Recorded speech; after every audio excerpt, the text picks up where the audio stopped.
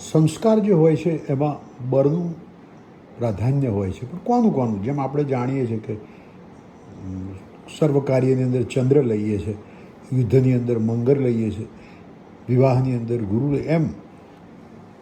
તો આ ક્રમ કયો છે? તો વિવાહની અંદર ગુરુનું પ્રાધાન્ય જોવામાં આવે છે. પ્રયાણ એટલે આપણે યાત્રા એની કરીએ કે કોઈ પ્રવાસે, ત્યારે શુક્રનું બળ જોવામાં આવે છે. જ્ઞાનની બાબતમાં બુધનું બળ જોવામાં આવે છે. યજ્ઞની બાબતમાં શનિનું પ્રાધાન્ય છે. યુદ્ધની બાબતમાં યુદ્ધ કે કોર્ટ કે ઝઘડો હોય એમાં મંગળનું પ્રાધાન્ય છે. અને રાજ્ય દર્શન કે સરકારી બાબતો હોય ત્યાં સૂર્યનું પ્રાધાન્ય છે. અને સર્વ કાર્યમાં ચંદ્રનું પ્રાધાન્ય છે. તો આ બધાનો ઉપયોગ જ્યારે જે તે આ વિષયોમાં લગતા કામ કરવા જતા હોઈએ તો આ ગ્રહોને પ્રાધાન્ય આપવું જોઈએ.